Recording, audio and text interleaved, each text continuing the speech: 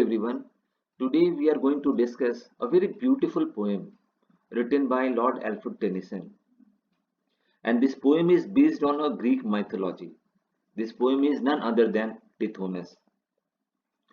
This poem is in fact a story of a human being who married a deity, a god, the goddess of dawn, Eos. Tithonus was the son of the king of Troy, whereas Eos is the goddess of dawn. And their marriage was a very unique marriage because never human being have heard about a marriage which has been solemnized between a human being and a deity. This poem was written after the sad demise of the poet's friend Arthur Henry Hallam in 1833. So somewhere we will come across the elegiac mood of this poem. Tithonus, a dramatic monologue on a classical subject written in 1833 but published only in 1860. Now, this poem is a dramatic monologue. Since it is a dramatic monologue, therefore, there is a speaker, and the speaker is Tithonus himself, who is now old. And he is talking to, or in fact, he is speaking to his wife Eos. The mood is very sad because Tithonus wanted to die, but he cannot because he has been given the boon of immortality by his wife Eos. So in a way, this is the story of Tithonus and Eos, the goddess of dawn. Tithonus asks for immortality but forgets to ask for youth and beauty. Tithonus becomes old, begs Eos to take back her gift. Goddess finally changed him into a grasshopper. Now, this story is in fact the part and parcel of Greek mythology. But as far as this poem is concerned, no such transformation takes place. The poem begins with the speaker Tithonus desiring how sorrowful the naturally aging woods make him. Unlike all the other elements of the world, he is unable to die. He cannot, as they do, return to the earth and become something new. So, the story, the poem. This is a dramatic monologue, and the speaker is Tithonus himself. Tithonus is old, he is sad, he is dejected, and he is speaking in front of his wife, Eos, the goddess of dawn. The woods decay, the woods decay and fall. Now, this is natural phenomena. Woods, forest, or plants. They take birth, they sprout forth from the seeds, finally they blossom, and at one point of time they die. The vapors weep their burthen to the ground. And as far as the water vapors are concerned, they finally precipitated and drops down on this world in the form of rain. Man comes and tills the field and lies beneath. So this is the predicament of a common human being who comes to this world, who tills the field, and finally who is buried under that field itself. And after many a summer dies the swan. And in fact, this is the predicament of swan as well as the other animals. Me only cruel immortality consumes. Now Tithonus is sad, he is dejected because he is immortal. He cannot die. He has become weak. He has lost his beauty. He has lost his strength. He is begging for death, which unfortunately he cannot. I wither slowly in thine arms. Means gradually I have withered. I have lost my original self. I have lost my beauty. I have lost my strength. And I am gradually dying in your arms, which are still afresh, which are still embodiment of beauty. Because you are a goddess, I am a human being. Here at the quiet limit of the world. Now the limit of the world is death. A white-haired shadow roaming like a dream, the ever-silent species of the East. Tithonus says that I am merely a shadow of my former self. I am roaming here and there, in your palace somewhere in the East, because you yourself is the goddess of dawn. And being your husband, I am residing with you in your palace. Unfortunately, I cannot die because you gave me the boon of immortality. Far folded mist and gleaming halls of morn. Now it is a natural phenomenon that every morning you come, you rose from the eastern direction, you come to this world, and because of your benign presence, the mist, the gloom is gone. Tithonus with yours. Alas, for this grey shadow, once a man, so glorious in his beauty and thy choice. Tithonus says that I am very sorry that I am merely the shadow of my former self. I have lost everything. I have lost my beauty. I have lost my strength. At one point of time, the beauty was intact with me, with my persona. And because of my beauty, because of my strength, you chose me as your spouse, as your husband. I was, I was admiring for your choice. Who madest him thy chosen, that he seemed to his great hurt none other than a god. Means I was so fortunate, I was so happy that you chose me for yourself. You chose me a human being for yourself. Now this is quite unprecedented.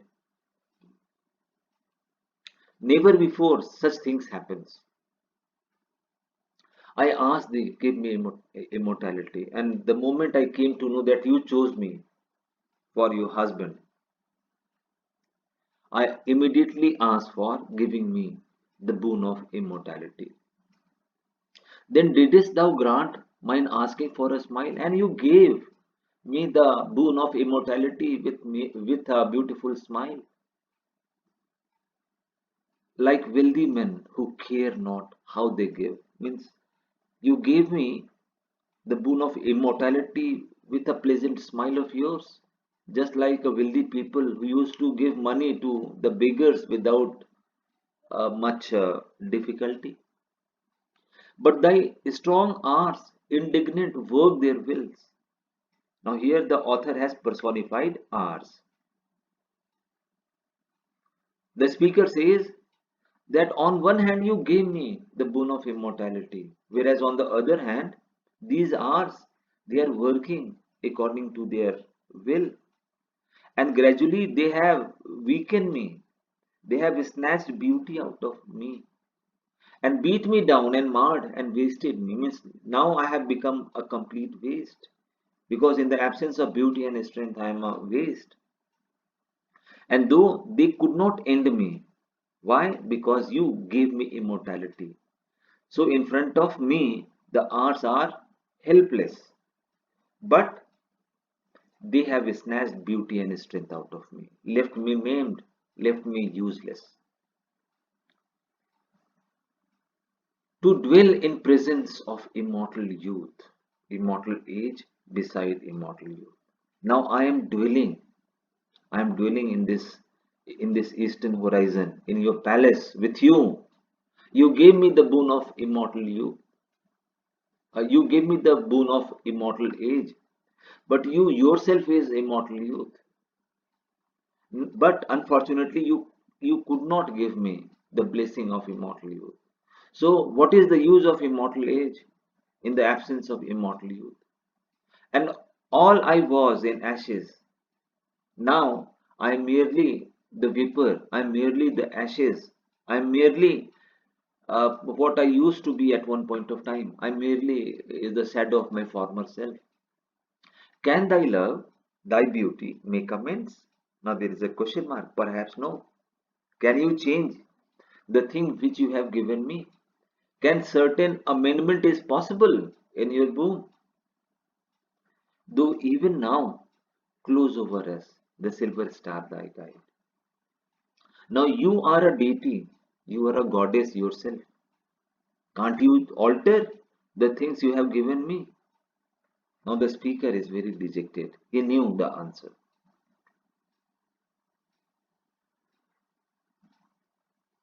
Shine in those tremulous eyes that fill with tears to hear me. Now the moment the speaker asks for immortal youth, the moment the speaker asks for the alteration, Eos become very sad and tears starts emanating from her beautiful eyes. And this makes the speaker dejected as well, sad as well. Let me go, take back thy gift. Okay, please do not alter the things which you have given me. Just leave me. I am happy as a human being. Now I don't want to be immortal. Why should a man desire in any way to vary from the kindly race of men? And now, for the first time, the Tithonus is lamenting the fact that why he desired something which was against their human race. Now, as far as human being is concerned, they are mortal. They die. They change their body.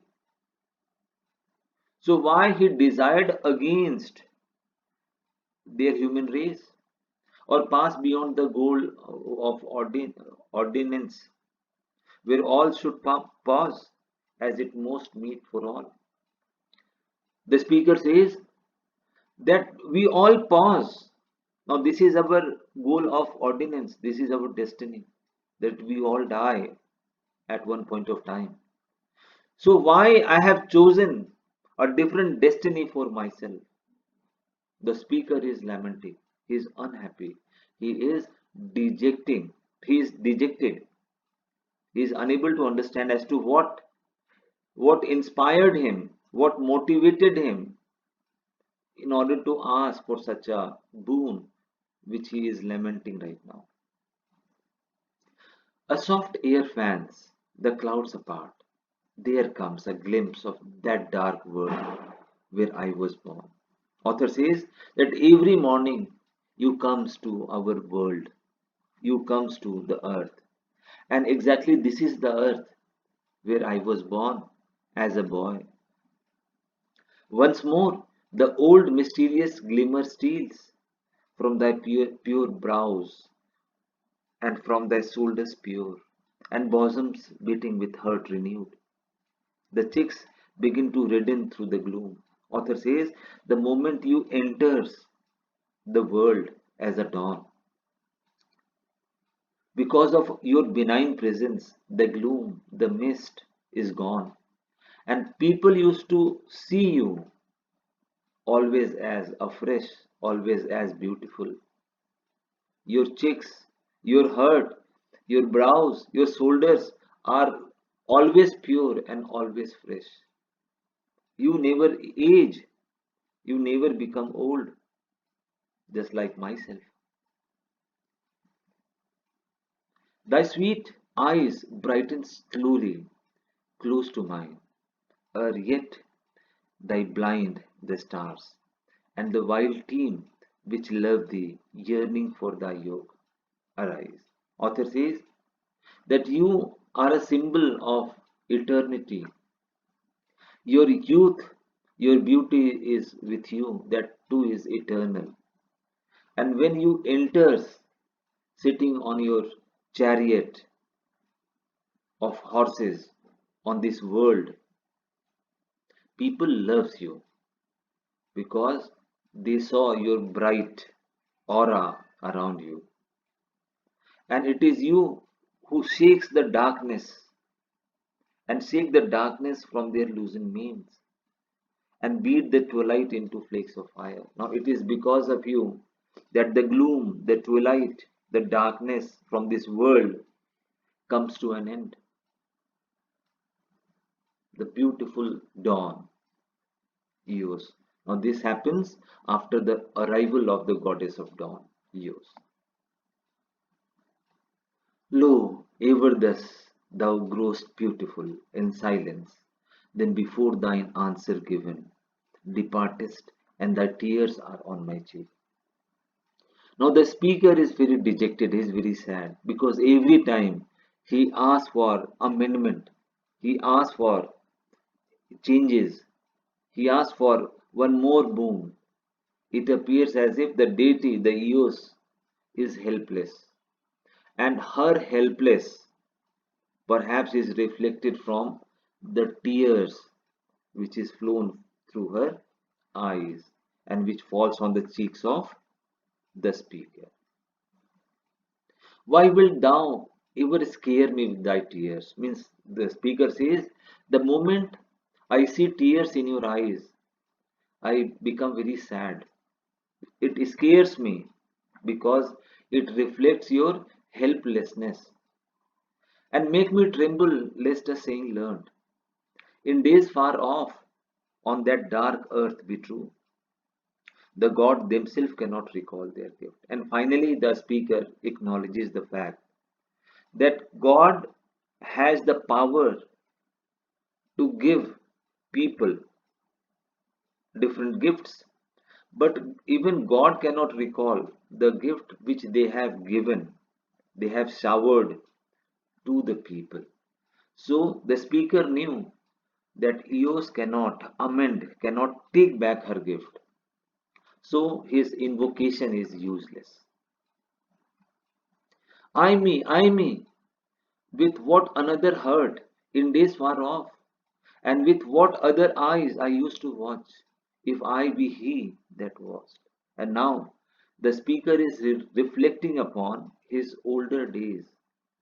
He says that when I was young, you were fascinated towards my beauty. It was you who got fascinated, and it was you who decided to marry me. The lucid outline forming round thee saw the dim curls kindle into sunny rays. Changed with thy mystic change, and filled thy blood glow with the glow that slowly crimsoned all thy presence and thy portals while I live. The speaker says that when I was young, in my earlier days, I used to reciprocate your love. I, in fact, matched your beauty. I loved you in equal intensity in my older days.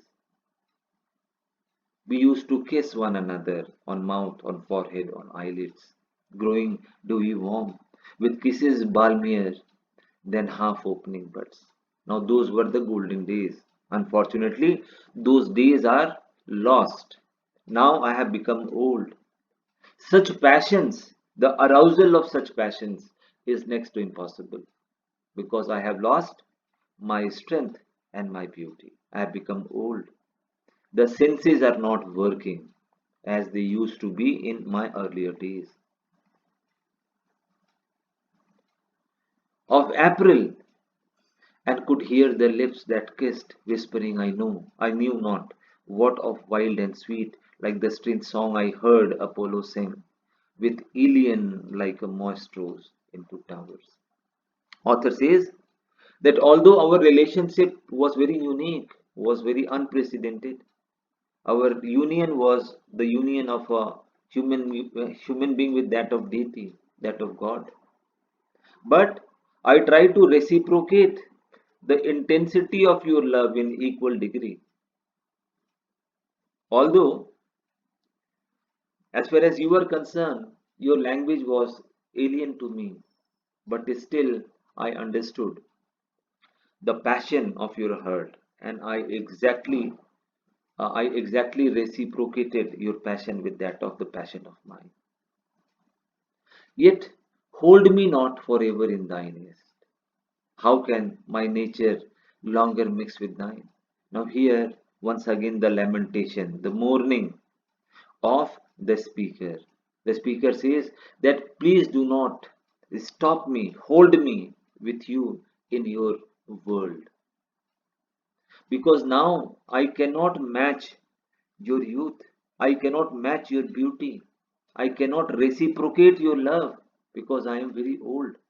How can my nature longer mix with thine? Coolly thy rosy shadow bathe me.